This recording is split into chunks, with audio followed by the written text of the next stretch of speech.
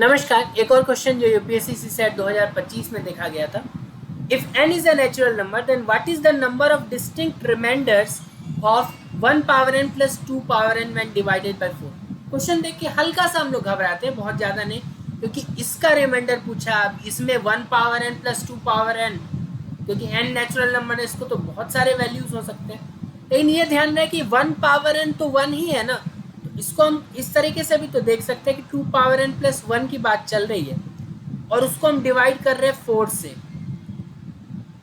ठीक है, इस नंबर के एक्चुअली दो पार्ट हैं। एक पार्ट तो है 2 पावर n वाला और एक 1 वाला। 1 को जब आप 4 से डिवाइड करोगे तब तो रिमाइंडर पक्का 1 आने वाला है, तो 1 रिमाइंडर तो हर केस में एक आना ही है। इसके साथ साथ 2 पावर n को 4 से डिवाइड करने वाला वेरिएबल रहने वाला है। तो हम कुछ केसेस लेके देख लेते हैं जल्दी जल्दी। देखो यहाँ पे एक चीज़ ध्यान रखना, n is a natural number, तो 0 तो ले नहीं सकते ना।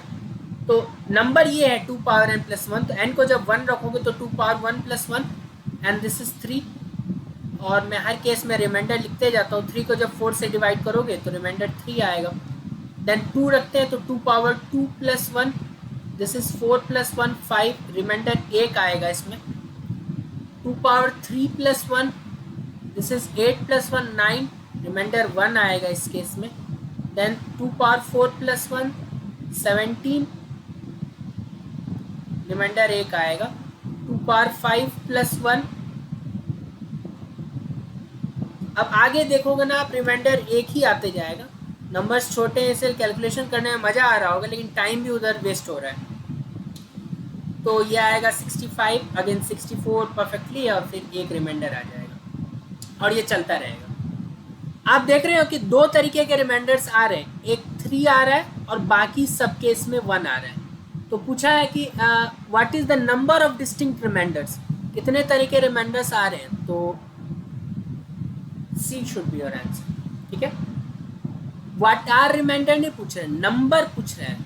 What is the number of distinct remainder, what is remainder नहीं पूछ रहे हैं, तो दैट शुड बी टू। अच्छा, इसमें देखने वाली बात यह है कि जब तक देखो 1, मैंने यही बोला था ना शुरू में कि 1 तो रिमाइंडर आना ही है हर केस में इस 1 के कारण। अब देखो 2 पावर के को हम 4 से डिवाइड कर रहे हैं। जब तक ये 2 पावर 1 है, दैट मीन्स 2 है, तो रिमाइंडर यहां से 2 आया होगा, तो 2 प्लस 1 3। लेकिन जैसे ही ये 2 पावर 2 हुआ तो 4 बन गया। अब 4 को 4 से डिवाइड करोगे, रिमाइंडर 1। और आगे किसी भी केस में देख लो, इसके आगे देखो, this is 2 power 2 into 1 divided by 4। ये 2 पावर 3 को भी 2 पावर 2 इंटू 2 डिवाइडेड बाई 4। तो जब यही कट गया तो रिमाइंडर तो कुछ आया ही नहीं ना। अब कुछ भी ले लो, 2 पावर 99 ले लो, तो इसको लिख सकते हैं 2 पावर 2 इंटू 2 पावर 97। जब यही कट गया तो रिमाइंडर तो आएगा ही नहीं, कुछ 0 आएगा। ठीक है, तो रिमाइंडर यहाँ तक केवल पहले केस में इधर से कुछ रिमाइंडर आ रहा था। इसके बाद सेकंड, जब से हम लोगों ने n का वैल्यू 2 रखना चालू किया, क्योंकि एक 4 मल्टीपल आ गया, तो उसके बाद कुछ रिमाइंडर फर्स्ट टर्म से तो नहीं आ रहा, सेकंड टर्म तो 1 है। 1 को 4 से डिवाइड करोगे तो हमेशा, तो यही देखने वाली बात थी, इसलिए मैंने पैटर्न की बात की यहाँ पे। क्योंकि ऐसा नहीं है कि अब हम 1 करोड़ टर्म तक लिख के देखेंगे, पैटर्न जज करने नंबर सिस्टम में यही होता है कि पैटर्न अगर देख लिया आपने तो क्वेश्चन बहुत आसान हो जाएगा। और वही एग्जामिनर भी आपसे चाहता है कि आप पैटर्न को पकड़ना